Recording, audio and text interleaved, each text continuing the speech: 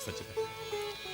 प्राचीन जमानों में लोगों के पास समय देखने का साधन बड़ी कम था, हर घर में घड़ी उड़ी नहीं होता था, लेकिन फिर भी उन लोगों को जहां जाना होता था ना, आकाश में बादलों को देख करके लोग समय का अंदाजा लगाते थे। फिर भी उनको जहां जाना होता था लोग जाकर के समय से पहुंच जाते थे, जबकि इतना साधन भी नहीं था, इतने संसाधन थे पहले के जमानों में, लेकिन फिर भी उनको जहां जाना होता था लोग समय से जाकर के पहुंच जाते थे। और आजकल की परिवेश में हर घर में संसाधन है, साधन है, लेकिन फिर भी हमको जहां जाना होता है लेट नहीं पहुंचते हैं। क्या करते हो? लेकिन कुछ लोगों का ट्रेन में छूट जाता है, होता कि नहीं होता? आप लोग बताइए।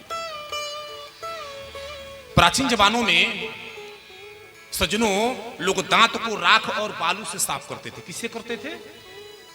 दांत और बालू से। 90-100 साल तक लोग गन्ना को चबा करके खा जाते थे। होता था कि नहीं होता था?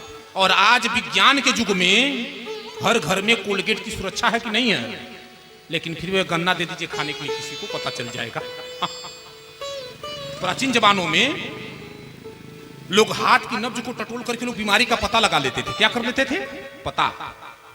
और आजकल में कितना जांच कराने के बाद मन में संशय बना था, रिपोर्टवा गलत नहीं ना गई, यह विज्ञान प्रगति किया है। प्राचीन जमानों में लोग नदियों के पानी को, तालाबों के पानी के, कुएं को, पानी को पी करके लोग 100 वर्ष जीते थे। जीते थे कि नहीं जीते थे माता जी?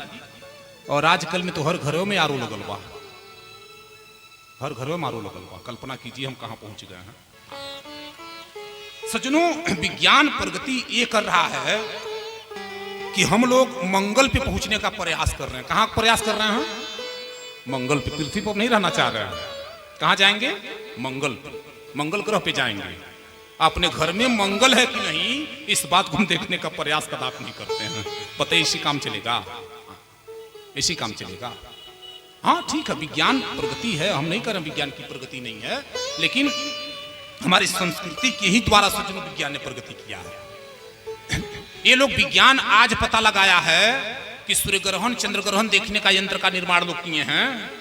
और इसके 100 साल पहले पंचांग लिख करके आ जाता था कि इस समय सूर्य ग्रहण लगेगा, इस समय चंद्र ग्रहण लगेगा। होता था कि नहीं होता? तो बताइए। और अश्वत्थामा ने ब्रह्मशस्त्र का प्रयोग कर दिया। सज्जनों, ब्रह्मशस्त्र एक ऐसा शस्त्र है जो निष्फल नहीं जाता, जिसके ऊपर चला दिया जा तो अपना काम करके ही मानता है। ब्रह्मशस्त्र बड़ी घातक एक प्रयोग होता है। शुक्राचार्य जी महाराज, द्रोणाचार्य जी महाराज अपने बेटे को ब्रह्मशस्त्र के बारे में सिखलाए, उसको सिखलाए नहीं थे, जानते थे दुष्ट है ना। और ब्रह्मशस्त्र इस तरह का जो घातक यंत्र का प्रयोग होता हर किसी को नहीं बताना चाहिए। तो द्रोणाचार्य जी महाराज अपने बेटे को नहीं बताए थे, लेकिन जब पांडवों को सिखला रहे थे उसी का नकल करके वो सीख लिया था। क्या कर लिया था? नकल करके सीख लिया था। चलाना बस जानता था, लेकिन ब्रह्मशस्त्र को लौटाना नहीं जानता था। जब पूरा सीखा होता तब न जानता, लौटाना नहीं जानता था। अश्वत्थामा ब्रह्मशस्त्र का प्रयोग करके अर्जुन के ऊपर चला दिया। सूत जी कहते ऋषियों, जैसे अश्वत्थामा का ब्रह्मशस्त्र अर्जुन की तरफ आया, अर्जुन हाथ जोड़ करके भगवान के चरणों पे गिर पड़े। त्राहि माम शरणागतम, त्राहि माम शरणागतम। भगवान, अश्वत्थामा के ब्रह्मशस्त्र से आप मेरी रक्षा करें। और जब इस तरह से अर्जुन भगवान से कहते हैं तो भगवान कहते हैं, अर्जुन देखो, कभी कभी विषयस्य औषधिम विषय। भगवान कहते हैं अर्जुन, कभी कभी जो विष का दवा होता है वो विष ही होता है। क्या होता है? विषयस्य औषधिम विषय। अगर आप जानते हैं कि किसी व्यक्ति को काले नाग ने डस लिया, कौन डस लिया? काले नाग ने। तो आजकल हम लोग क्या करते हैं कि झाड़ फूंक वालों के चक्कर में पड़ जाते हैं, तब तक व्यक्ति जो है भगवान के धाम को चला जाता है। जब आप जान लें कि किसी व्यक्ति को अगर काले नाग ने डस लिया तो उसको झाड़ फूंक वालों के चक्कर में मत पड़िए, बिल्कुल लेकर के उसको डिस्ट्रिक्ट हॉस्पिटल जाइए। कहां जाइए? जो डिस्ट्रिक्ट जिले का हॉस्पिटल होता है वहां लेकर के जाइए। जब आप उसको लेकर के जाते हैं और डॉक्टर को इन्फॉर्म करेंगे कि सर इसको काले नाग ने डस लिया, तो डॉक्टर उस व्यक्ति को इंजेक्शन लगाते हैं। क्या लगाते हैं? इंजेक्शन। वो इंजेक्शन लगाते हैं जो काले नाग के बिख से ज्यादा विषैला होता है। कैसा इंजेक्शन? वो काले नाग के बिख से ज्यादा विषैला होता है, वो इंजेक्शन लगाया जाता है। अगर सज्जनों उस व्यक्ति को काले नाग ने डसा है, इंजेक्शन लगाने से बच जाएगा, बट अगर कहीं पनिया हमा डस ले बा, इंजेक्शन लगो तो खत्म हो जाएगा। ये होता है। तो इसी बात को भगवान करें कि अर्जुन, कभी कभी जो बिख का दवा होता है ना, वो क्या होता है? बिख ही होता है। क्या होता है? बिख होता है। मान लीजिए अगर आप कहीं रास्ते में जा रहे हैं और पैरों में चुभ गया कांटा। क्या चुभ गया? कांटा। तो क्या करेंगे? एक दूसरा कांटा तोड़ करके निकाल लेंगे, बात खत्म।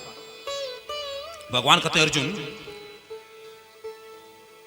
अरे ब्रह्मशस्त्र का प्रयोग वो किया है और तुम भी ब्रह्मशस्त्र का प्रयोग कर दो, उसका ब्रह्मशस्त्र शांत होगा, उसको पकड़ करके रथ में बैठा लेना। और अर्जुन ने वही किया। अर्जुन वही करते हैं कि पकड़ करके अश्वत्थामा को और रथ में बैठा लिए। सूत जी कहते हैं, ऋषियों, अश्वत्थामा को लेकर के आगे कहां? द्रौपदी के पास। किनके पास? द्रौपदी के पास। सज्जनों, एक मीठी बात बताते हैं।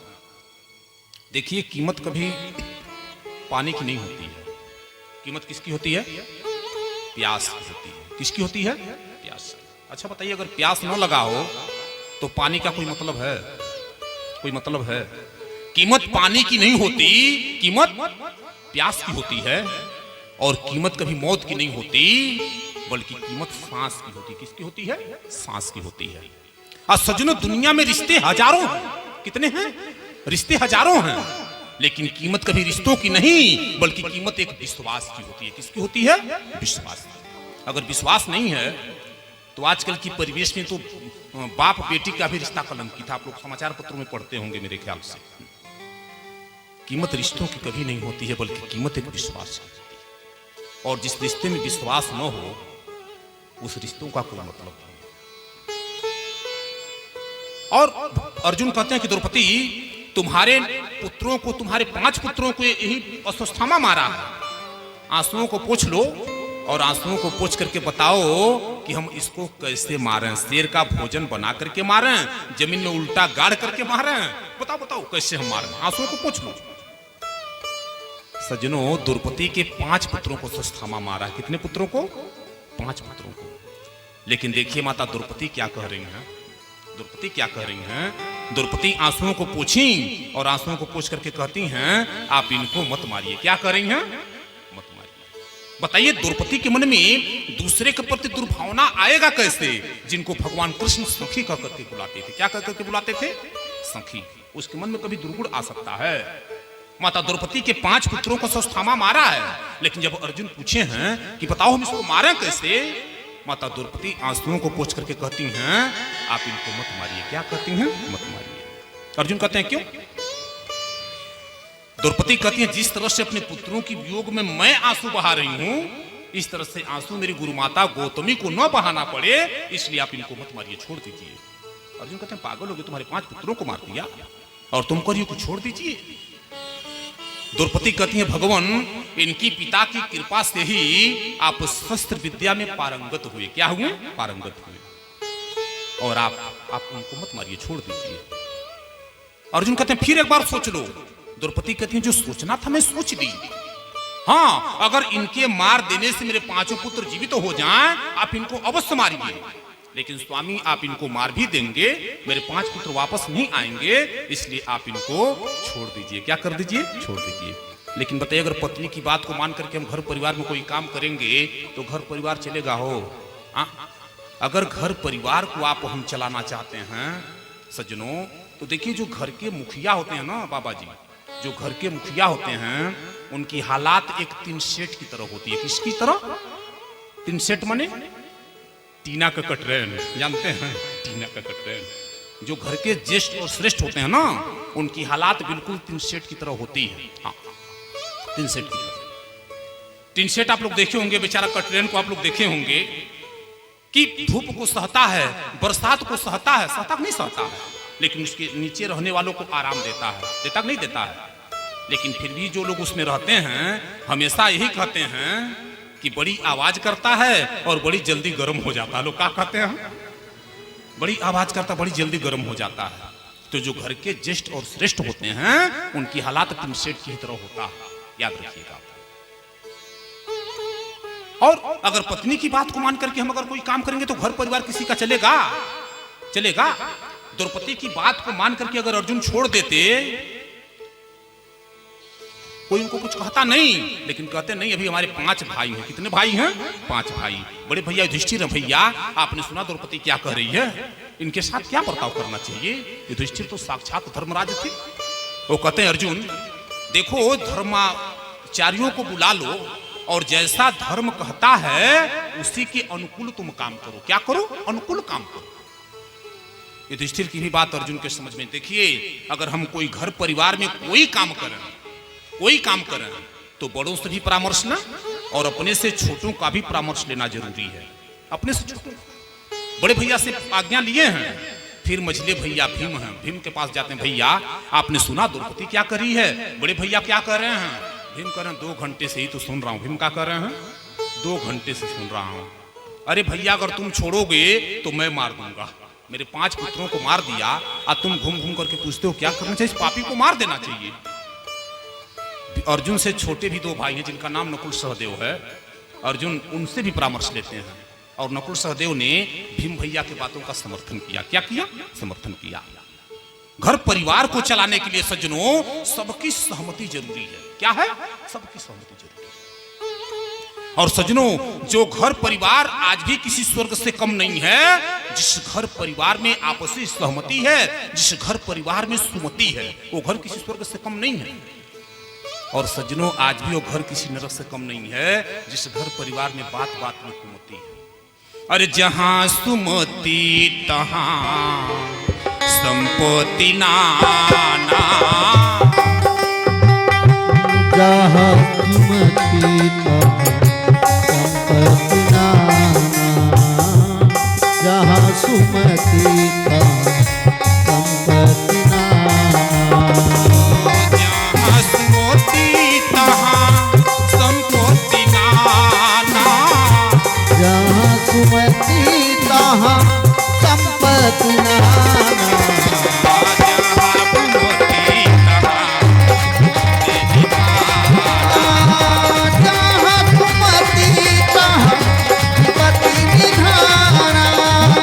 जहां सुमति तहां संपत्ति नाना, जहां सुमति तहां असंपत्ति नाना, जहां कुमति तहां विपत्ति निधाना। घर परिवार में सुमति का होना जरूरी है सच्चों, सुमति का होना जरूरी है। और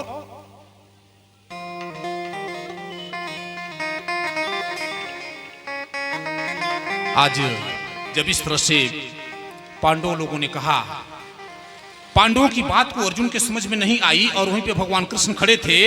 भगवान जाकर के अर्जुन जाकर के भगवान से कहते हैं, भगवान आप हमारा मार्गदर्शन करें, इसके साथ क्या करना चाहिए?